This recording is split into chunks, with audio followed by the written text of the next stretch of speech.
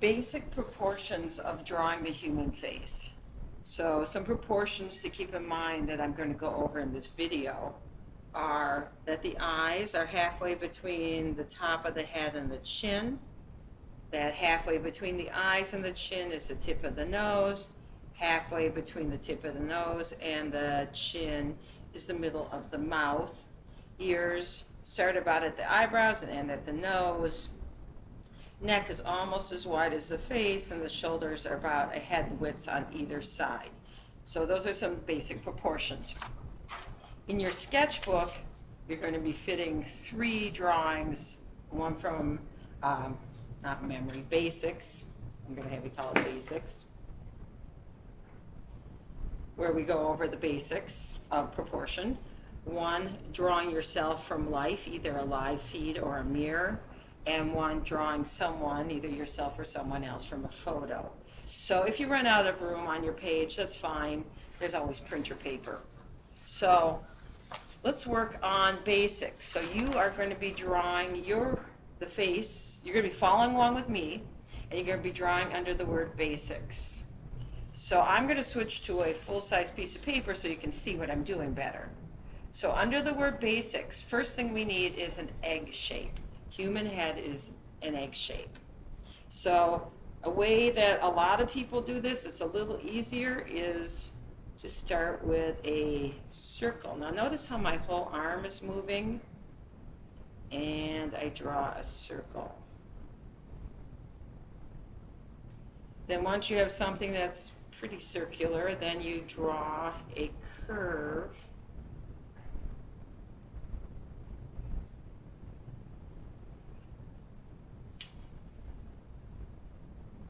And that's the chin.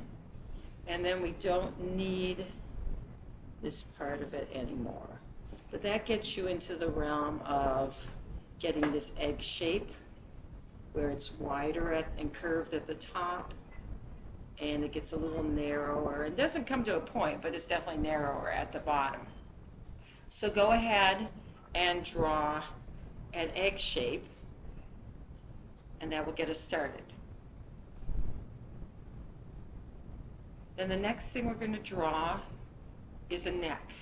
Now, people tend to think that the neck is a little skinny neck like that. That would never hold this head up. Their head would always be tipping over. So neck is almost as wide as the head. And then where you hit the shoulders, it doesn't do a hard curve. It's not an angle, it's a curve. And it comes out, and you have shoulders. Shoulders are about a head width wide on either side, so mine go to almost the edge of the paper. Notice how this is a curve, and this is curved slightly down.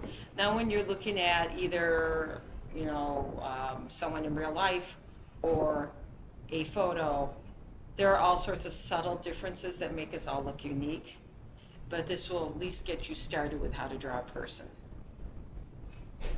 Then we're going to mark all those halfway points. Halfway between the top of the head and the chin is the eyes. Check that. Then I draw a line through there so I get my eyes lined up.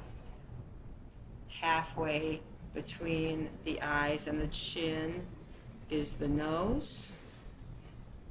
I do not draw a line there because it's just the tip of the nose.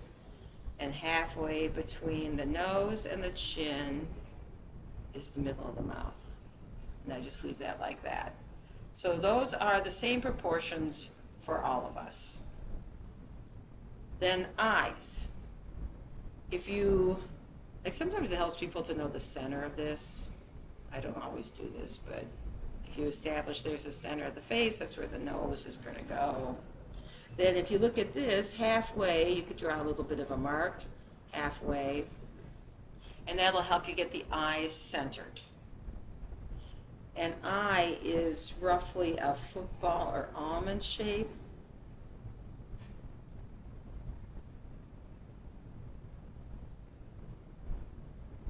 And I kind of loosely rough in these, trying to make them the same, but then I'm going to check that I've got them the right size. So this length from here to here should equal this distance, should equal this. So this equals this equals this. And then over here you should have at least half an eye's width on either side.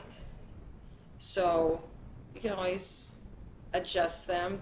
People who do a lot of cartooning draw eyes that are bigger often. People that, sometimes people draw them really super small, I'm not sure why, and then they look, wrong.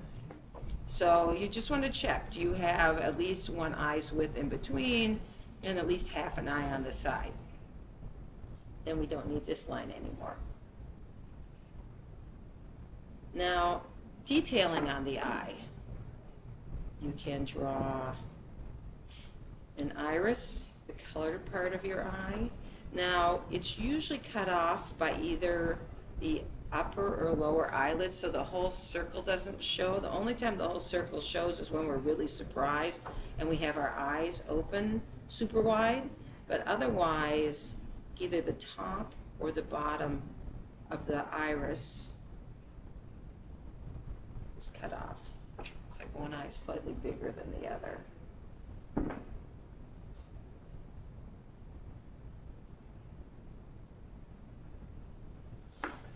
And there's a lot of erasing involved, which is why I said have your own separate eraser.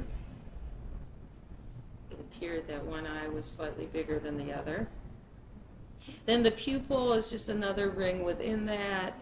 And again, when you're looking at someone in real life or from a photo, you get more details on that. Notice I didn't draw the whole pupil, I just indicated it with a curve. That's partly because if I wanted to shade this later, that would be a reflection of the light. It's also that I just need to indicate where it is for now. Eyelashes, I usually just kind of pull some off to the side like that.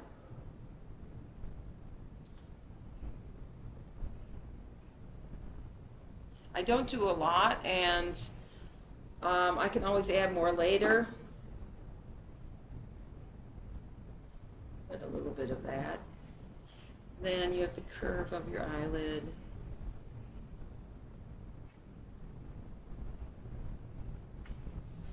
So go ahead and practice drawing eyes. I'll draw one up here so you can see me draw one larger scale.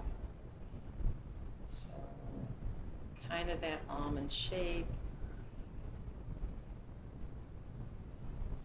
The iris is usually cut off, so you don't see the whole circle. Notice how part of it would have been up there. There's the pupil, tear duct, eyelid, eyelashes.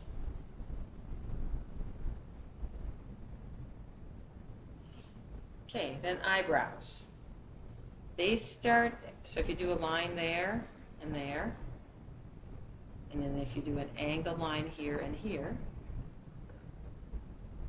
then they are one eye's height. So I'm using my pencil to measure. Okay, so it's right there. One eye's height. Right there. And then it forms a curve that comes slightly down on either end. But rather than just draw a hard line like that, because your eyebrow's made up of individual hairs, I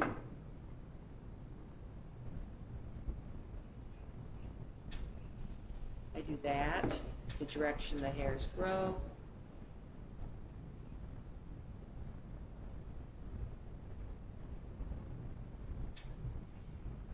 And then you can get rid of these.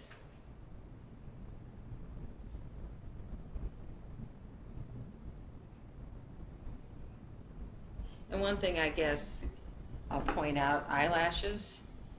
The more eyelashes you put on there, the more feminine the eye looks. So not that guys don't have eyelashes, but If you think the eyes look too feminine, you might cut back on the eyelashes, do less. Okay, ears. Now I usually do just a subtle, bring this shape of the egg in where the eye is for the eye socket, slightly out for the cheekbone. That's a real subtle thing.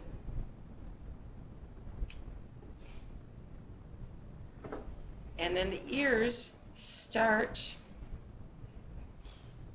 about where the eyebrow is and end about where the tip of the nose is. So, because we're looking at the face from the front, all we see of the ear, and it depends on the person again, but is an outer curve in, and then the inner, like the earlobe there. So again, that's larger curve in and earlobe. And yeah, sometimes your hair's covering up your ears, but I still draw the ears first before I draw the hair so that I have a sense of how far the hair needs to go out to cover the ears. And you can do more with them. You know, obviously people have, they might have an earring on or earrings or ears. Some people's ears stick out farther, some stick out, are tighter to their head, things like that.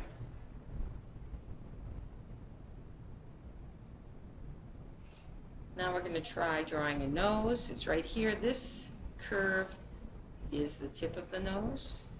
So it just gets a little bit of a curve like that. Then you're going to draw some curves like that, darkening them in a little bit. Those are the nostrils. And then you draw what looks almost like a parenthesis. And that's the outer edge of the nostril. Now notice I didn't make the nose any wider than the inside of the iris there. And people's noses are slightly, some people's noses are wider or narrower. The shape here is a little different. Depends on what angle you are looking at the person from too. The easiest way to draw the human face is either completely from the front or in completely sideways in profile. A challenge is to draw the person with their head slightly turned or angled, and that makes it a little more interesting to draw, a little more challenging. So if you're feeling pretty comfortable with this and want a challenge when you get to drawing yourself from life and you get to drawing from a portrait, try one that's the head's slightly turned or tipped. Okay, now it sometimes bothers people that you don't see the sides of the nose because we know they're there. Let's pretend the light's coming in from this corner. So there's a light or sunlight or something. This side of the nose would be in shadow more. So notice I'm starting right there, not out here. And this is the tip of the nose, the bridge, and then the eye socket there. And yes, there could be more shadow there, but depends on what we're just practicing getting all the everything drawn in the right place. And then this side, because the light's coming in, it would be brighter. It's not going to be as obvious that there's a shadow here, so I do this much more subtly.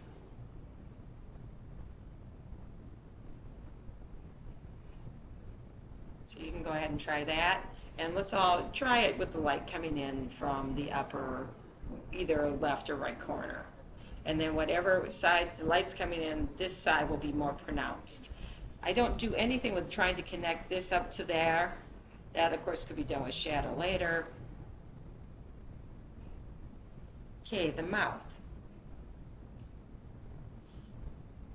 Above this line, let's draw a little bit of a curve. That's that divot. And then here, this is going to be the mouth.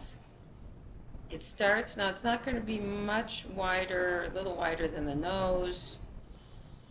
You're going to draw up, curve back down the same as that. Now this is a very serious mouth. If I want to make it smiling, I pretty much just turn up the outer edges. That's going to be a little smilier. Then I draw the edge of the lower lip, which is a wider curve.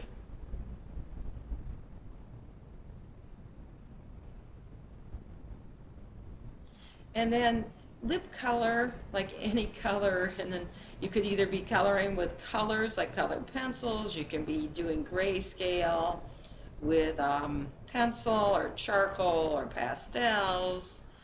Sorry, pastels come in colors. But they'll help you establish where the lips are. Now, even the lines at least give you a sense of where the lips are.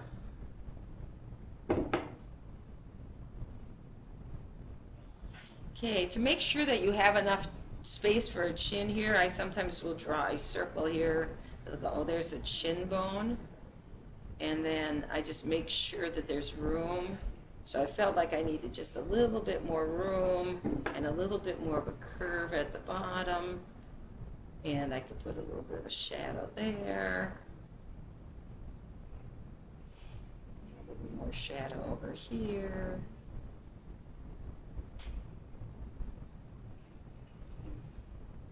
That'll give you a mouth, eyes. Let's see. So we got eyes, nose, mouth, ears, shoulders, neck, but no hair.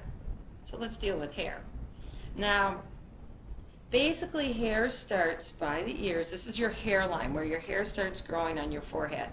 It grows all the way down by the front of your ears, comes up over, and then comes back down by that ear.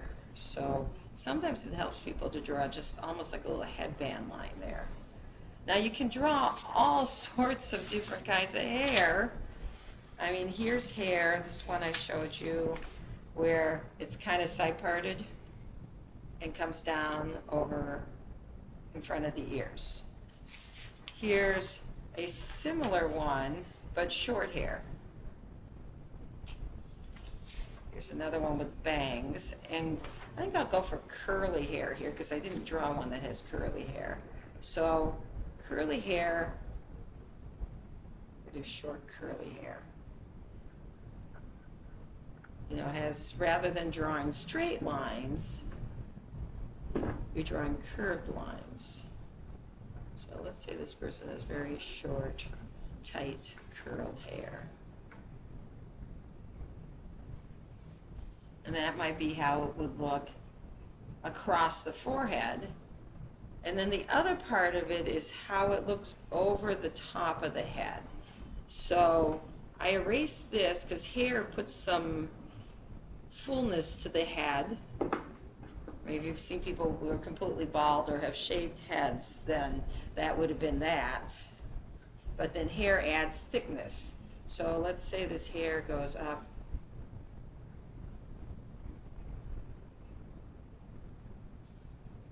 might even come down over the ears a little bit and soften up the top of the ear.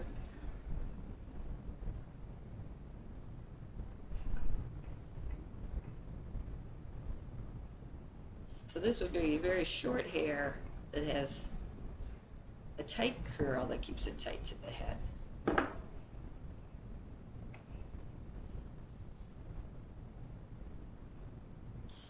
And you can try, again, here's hair that has bangs. So that starts from this point and then comes down onto the shoulders. Here's hair with bangs and is short, so you just see it ending over the ears, and then there's just a little bit showing at the neck. And here's hair that's that side parted. Comes down completely over this ear, just see the earlobe. Here it's tucked behind the ear. Here it comes down over the shoulder. There it's pulled back behind the shoulder. So go ahead and try some sort of hair.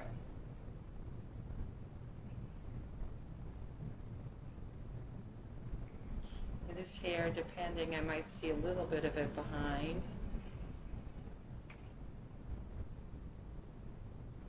Yeah. And it's all a matter of perfecting these two. Like I felt like the eyes looked a little bit too big. I'm gonna pull them in. Um,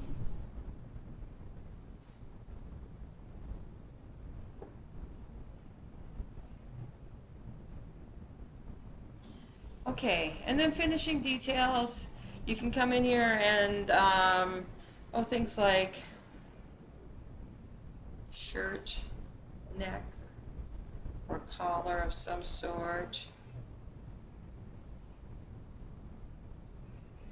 So if there's, I'm not sure what time we'll have left in class, or if you want to work on it on your own at all. And again, the more you practice and the more you try drawing anything, the better you're going to get at it, the more comfortable you get it. There are all sorts of instructional videos online. On Schoology, I have a playlist of, or I have a link to a playlist of various videos of either me or someone I found online or ones I've made in the past. You know, just giving you some options. Oh, I think I also linked to the Schoology video, like how to draw a nose, how to draw eyes, how to draw a mouth. I tried to give you different people drawing so you get different ideas. Not everyone does this the same. There are different ways to do this. And of course there are things, just gonna add some of that. No, just so you could see some different approaches. So go ahead and finish up your drawing, and then we will be moving on to the next.